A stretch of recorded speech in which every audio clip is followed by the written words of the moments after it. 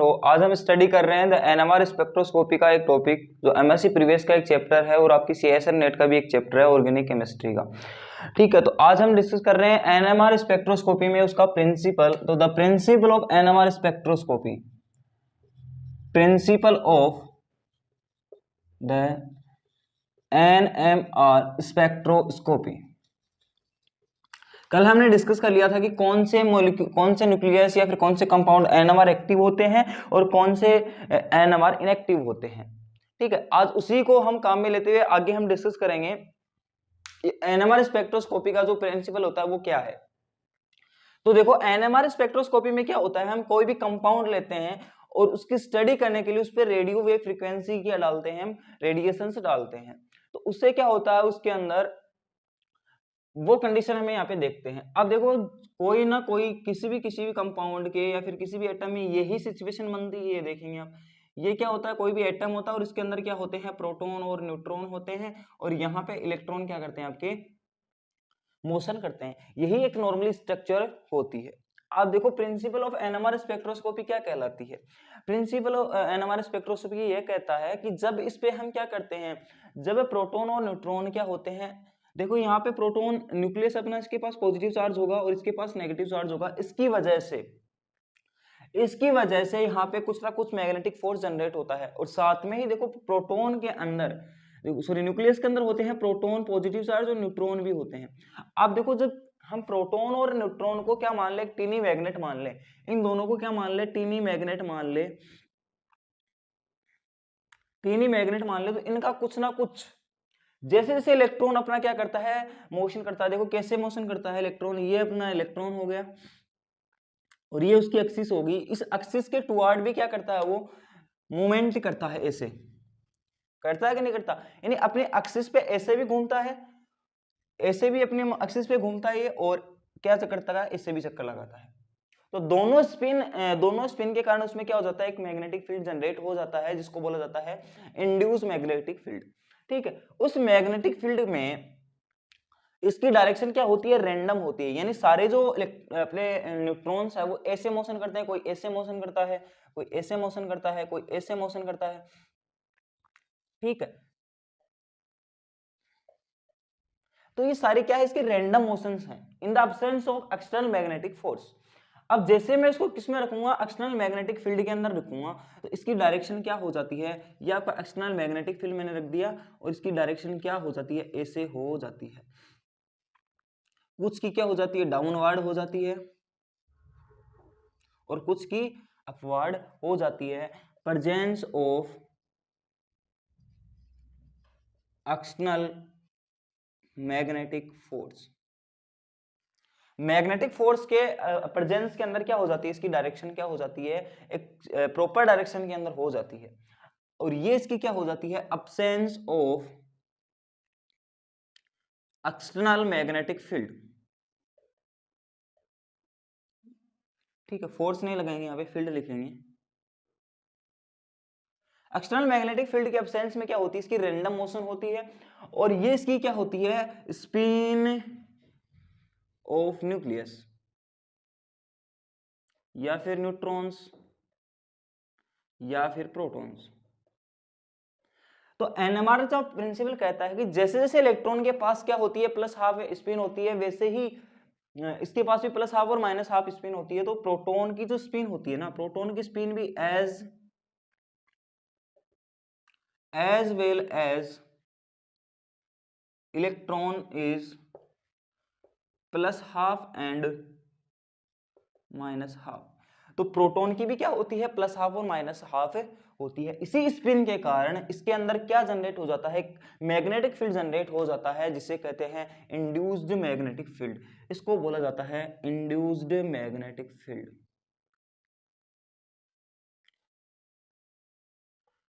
क्या हो जाता है, इंड्यूस्ड मैग्नेटिक फील्ड जनरेट हो जाता है, जिसकी वजह से इन दोनों, एक तो एक्सटर्नल मैग्नेटिक फील्ड और एक इंड्यूस्ड मैग्नेटिक फील्ड, दोनों की इंटरेक्शंस की वजह से हम क्या करने, वहां पे हमें क्या मिलते हैं, कुछ सिग्नल्स मिलते हैं, जिससे हम एनएमआर स्पेक्ट्रोस्कोपी की क्या करते हैं, स्टडी करते हैं। अब देखो ये कैसे होती है, कौन सी स्पिन क्या होती है और कैसी होती है, ये आप लिख लेंगे जल्दी से। जल्दी लिखेंगे। अब देखो आगे जो होता है हमारा, ये स्पिन किस प्रकार होती है। हमने क्या किया, ये क्या ले लिया हमने, कोई भी प्रोटॉन ले लिया, इसकी मान लो कोई भी डायरेक्शन है, ठीक है, इन एब्सेंस ऑफ। अब जैसे ही हम इस पे क्या लगाएंगे, मैग्नेटिक फील्ड लगाएंगे,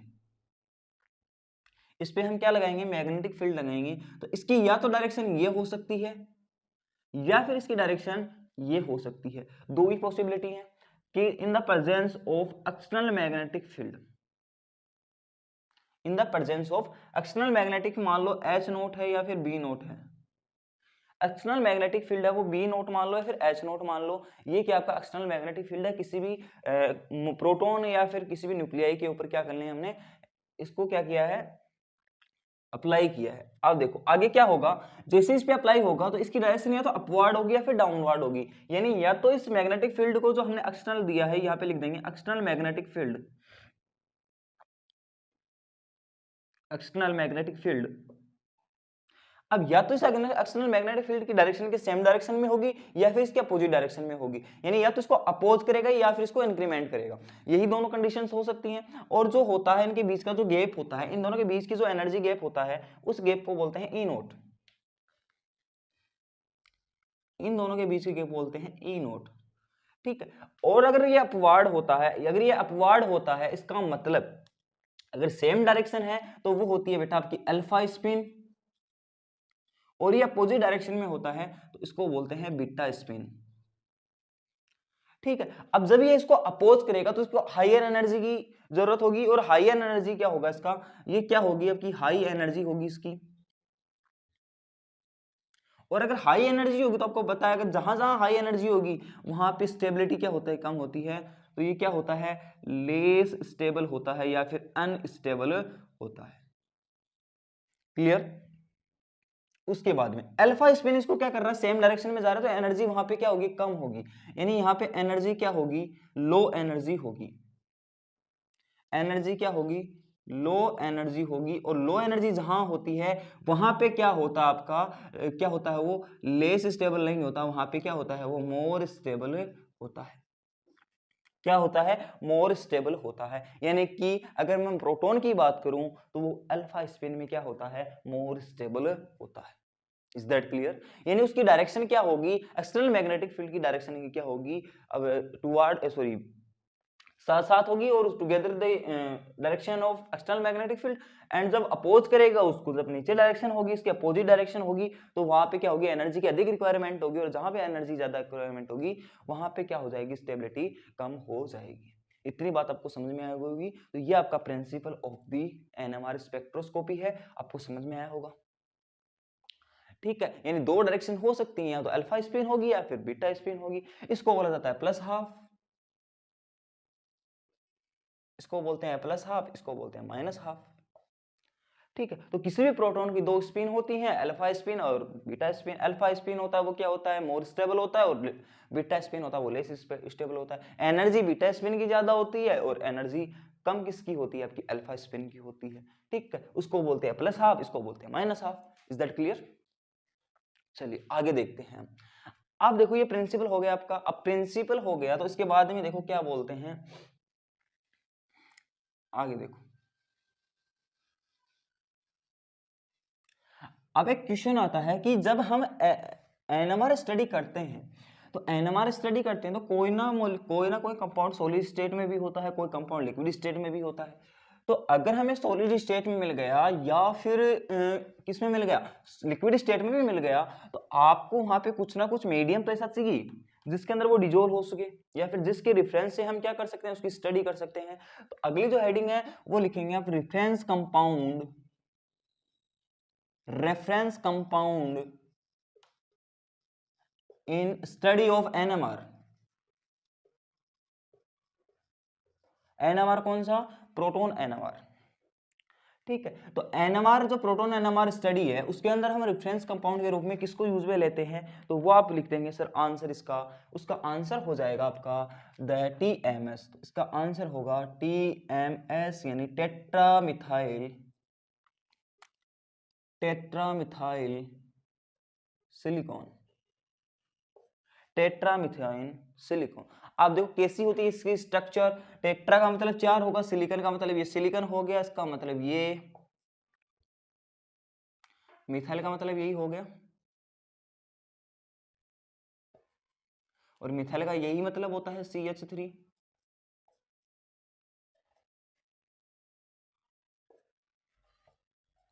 यानी ये स्ट्रक्चर होती है आपकी टेट्रा मिथाइल सिलिकॉन की। अब सर यही काम में क्यों लेते हैं, इसका रीजन, तो इसका रीजन यहां पे लिख देता हूं मैं। पहला पॉइंट, इसके अंदर जो all the protons oblique hydrogen are in the same chemical environment।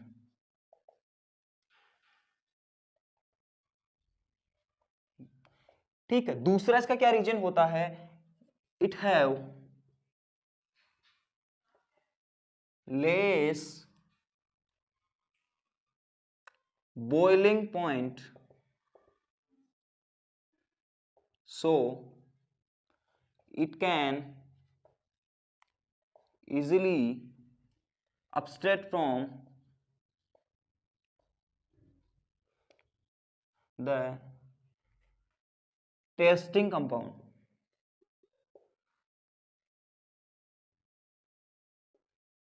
ठीक है, नंबर 3, सिलिकॉन जो आपका टेट्रामेथल जो सिलेन होता है वो क्या होता है, easily dissolved in all easily dissolved all the compounds। ठीक है, number 4, it don't affect on the testing compound।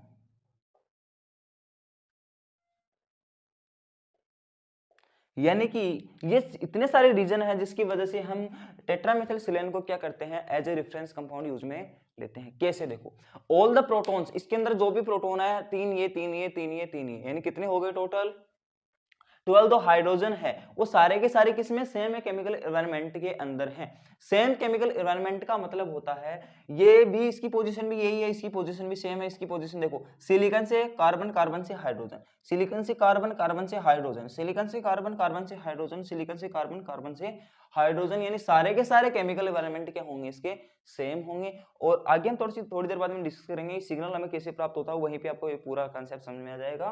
तो टीएमएस के रूप में अगर इसको लेंगे तो इसका सिग्नल कैसा प्राप्त होगा, में एक ही सिग्नल प्राप्त होगा, उसको हम फिक्स कर लेंगे। उसके रेफरेंस में with respect the single signal, उसके रिस्पेक्ट में हम क्या कर लेंगे, दूसरे किसी कंपाउंड का सिग्नल देख लेंगे, उससे हमारी क्या हो जाएगी, स्टडी हो जाएगी। ठीक है, दूसरा, it have the less boiling point. अगर हम इसको क्या करेंगे, थोड़ा ही उबाल देंगे तो ये अलग हो जाता है, वेपर बन के अलग हो जाता है, जिसकी वजह से जो हमने इन्वेस्टिगेशन के लिए जो कंपाउंड यूज में लिया है उसको हम इजीली क्या कर सकते हैं, अलग कर सकते हैं। तीसरा, easily dissolve all the compound, सारे कंपाउंड जो भी है उसको क्या कर लेता है, इजीली डिजोल्व कर लेता है अपने अंदर। ठीक है, चौथा, is not affect on the testing compound, testing compound पे कोई इफेक्ट नहीं डालता है। इसकी इन चारों रीजन की वजह से हम इसको क्या लेते हैं, एज ए रेफरेंस कंपाउंड हम इसको यूज में लेते हैं, टेट्रामेथिल सिलेन को, किसके अंदर, अपने एनएमआर स्टडी के अंदर। इतना आपने लिख लिया होगा। ये क्वेश्चन भी इंपॉर्टेंट है एमएससी प्रीवियस के लिए कि रेफरेंस कंपाउंड के रूप में एनएमआर को क्यों लिया जाता है, तो इंपॉर्टेंट है। ठीक है, कई बार ये क्वेश्चन पूछा भी गया है कि why is the use of TMS in NMR spectroscopy as the reference compound, then is the answer is this. चलो आगे हम देखते हैं कि कैसे हम सिग्नल्स निकालते हैं और कैसे उसकी स्टडी करते हैं, कैसे उसकी इंटेंसिटी आती है, देखते हैं। चलो, अब हमने टीएमएस को पढ़ लिया, तो टीएमएस को हम रेफरेंस कंपाउंड के रूप में लेते हैं। तो अगला अपना हेडिंग होगा intensity of signals oblique how to know about the signals.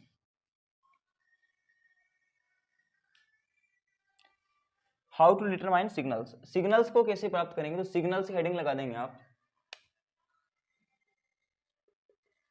Signals in proton NMR spectroscopy. कैसे लेंगे वो देखते हैं। पहला हम देखते हैं, पहली हेडिंग लगा देंगे आप, जैसे मान लो एग्जांपल लेता हूं मैं, CH3CH2Cl, यानी एथाइल क्लोराइड, इथाइल क्लोराइड ही है। हाँ, अब इसका एग्जांपल लेते हैं, देखो क्या होता है। इसके अंदर हमें किसके बारे में पढ़ना है, प्रोटॉन एनएमआर के बारे में पढ़ना है। तो सबसे पहले उसके अंदर क्या ऐड करेंगे हम, टीएमएस क्या ऐड करेंगे। तो अगर इसकी स्टडी करनी है, हमें इसकी स्टडी करनी है तो कैसे होगी, देखो स्टडी इसकी करते हैं तो सबसे पहले इसमें क्या मिलाना पड़ेगा हमें, CH3 CH2 Cl plus TMS को ऐड कर दिया। अब जो भी होगा इसके ऊपर क्या करेंगे हम, इन्वेस्टिगेशन करेंगे, यानी इन पूरे कंपाउंड को हम किस में रखेंगे, रेडियो वेव फ्रीक्वेंसी में। रेडियो वेव फ्रीक्वेंसी की हम क्या डालेंगे, इस पे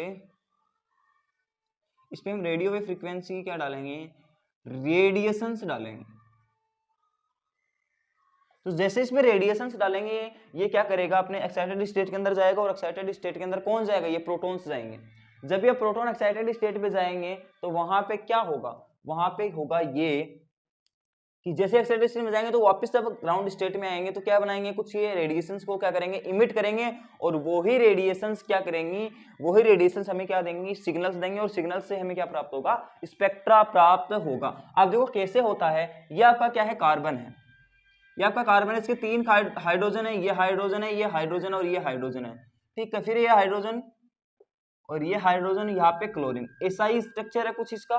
टीएमएस में ऐड है, टीएमएस का कोई इफेक्ट नहीं होता, इसलिए टीएमएस की कोई स्ट्रक्चर बनाने की जरूरत है नहीं आपको, ठीक है। आप देखो क्या होता है, सबसे पहले ये इसको मान लेते हैं हम 1 नंबर हाइड्रोजन, इसको मान लेते हैं 2 नंबर हाइड्रोजन, ये नंबर 3 हाइड्रोजन, कार्बन नंबर ए।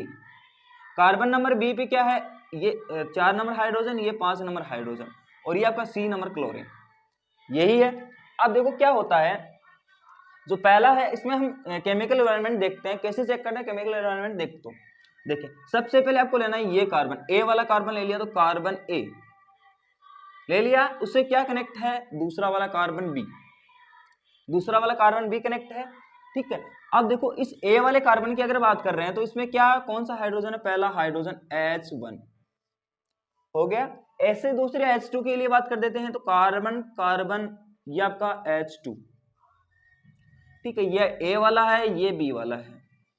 तीसरा हम देखते हैं कार्बन कार्बन H3, ए नंबर कार्बन है, ये बी नंबर कार्बन है, क्या यही है, carbon carbon hydrogen, carbon carbon hydrogen, carbon carbon hydrogen, यानी कि हम ये बोल सकते हैं कि सेम स्ट्रक्चर बन रही है, सेम पोजीशन बन रही है सबकी, तो सेम पोजीशन बन रही है, तो इसका मतलब इन तीनों हाइड्रोजन को मैं क्या मान सकता हूं, एक मान सकता हूं, कैपिटल ए, क्या मान सकता हूं, कैपिटल ए मान सकता हूं, क्योंकि तीनों की पोजीशन सेम है, इसलिए इनका केमिकल एनवायरनमेंट भी क्या होगा, सेम ही होगा।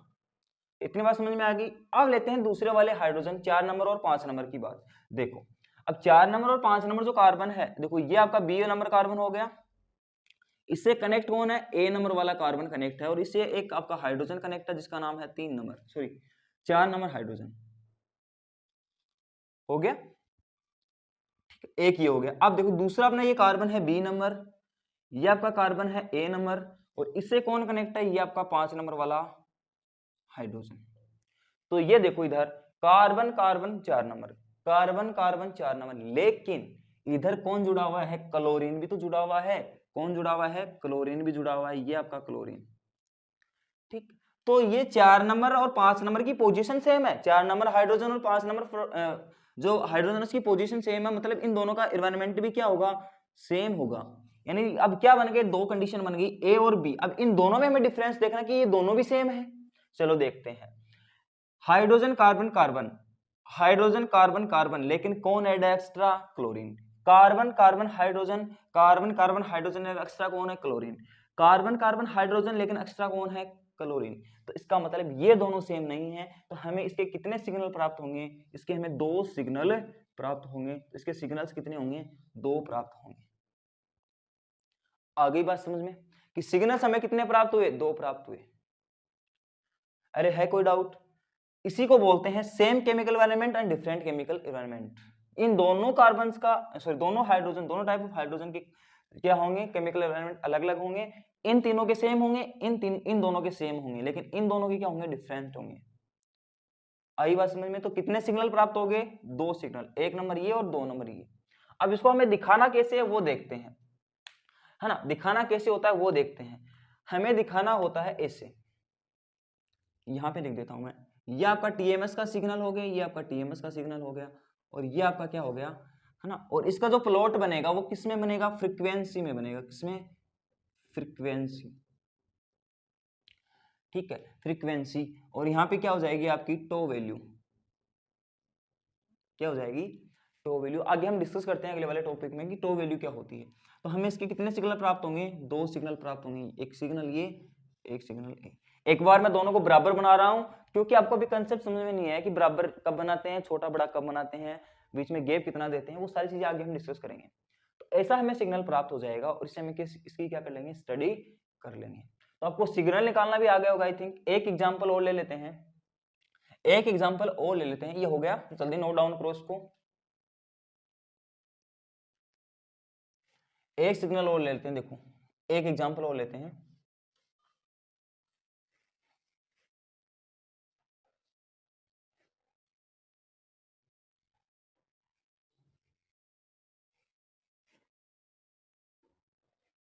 चलो एक एग्जांपल और लेते हैं, CH3 CH2 CH2OH।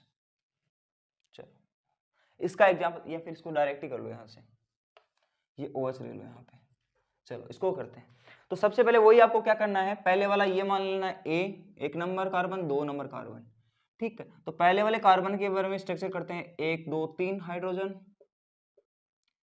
Carbon 2 hydrogen, oxygen 1 hydrogen. अब देखो कार्बन कार्बन क्या आ गया, carbon carbon hydrogen, carbon carbon hydrogen, carbon carbon hydrogen, इन तीनों का एक सिग्नल प्राप्त होगा, ए मान लेते हैं। Carbon carbon oxygen hydrogen, carbon carbon oxygen hydrogen, इन दोनों का एनवायरनमेंट क्या होगा, सेम होगा, इसको बी मान लेते हैं, मान लिया। चलो अब ये तीसरा वाला हाइड्रोजन, कार्बन ऑक्सीजन हाइड्रोजन, ये तो अलग ही है बिल्कुल ही, ठीक है, आपका सी वाला आ गया। ठीक, आप देखो हमें इन तीनों में डिफरेंस करना है, carbon carbon oxygen, carbon carbon sorry carbon carbon oxygen, इधर आ रहा है कार्बन कार्बन हाइड्रोजन, तो ये क्या हो जाएंगे दोनों, इन दोनों का डिफरेंट सिग्नल होगा। अब देखो तो ये दोनों डिफरेंट है। अब इधर देखते हैं, carbon oxygen hydrogen, carbon oxygen hydrogen, लेकिन कार्बन हाइड्रोजन, तो इन दोनों का भी क्या हो जाएगा, चेंज हो जाएगा। इसका मतलब हमें कितने सिग्नल प्राप्त हो गए, यहां से सिग्नल हमें प्राप्त हो गए 3। कितने सिग्नल हो गए, 3 सिग्नल हमें प्राप्त हो गए। और 3 सिग्नल जब मैं प्राप्त कर रहा हूं तो इसकी ग्राफ ऐसे बन जाएगा, ये आपका TMS हो गया, और ये मान लो इधर से 1 सिग्नल, 2 सिग्नल, 3 सिग्नल, ऐसे में कितने सिग्नल प्राप्त हो गए, 3 सिग्नल प्राप्त हो गए, 0 पे TMS। आई बात समझ में। एक बार मैं आपको ये प्लॉटिंग करना नहीं सिखा रहा हूं, मैं एक बार आपको सिग्नल निकालना सिखा रहा हूं। तो दोनों एग्जांपल में आपको समझ में आ गया सिग्नल कैसे निकालते हैं। आपको केमिकल एनवायरनमेंट चेक करना है। केमिकल एनवायरनमेंट का मतलब होता है कि हाइड्रोजन की पोजीशन कैसे है। अगर सेम पोजीशन पे हाइड्रोजन है तो उन सबका सिग्नल एक होगा, है ना। और वो सिग्नल क्या देगा, हमें अलग से प्लॉट में करना है, और ये कैसे करना है वो अगले वाली क्लास के अंदर हम डिस्कस करेंगे कि how to plotting a signals, और कैसे हम केमिकल इंटेंसिटी, और वहीं पे आपकी आगे केमिकल शिफ्ट वगैरह, ठीक है। तो वो सारी चीजें आगे वाले चैप्टर के अंदर हम डिस्कस करते हैं, आगे वाली क्लास के अंदर डिस्कस करते हैं। तब तक के लिए थैंक यू। अगर क्लास पसंद आई है तो इसको लाइक एंड शेयर कर दें, चैनल को सब्सक्राइब कर दें, और ज़्यादा से ज़्यादा स्टूडेंट को इसमें ऐड कर लें। Thank you.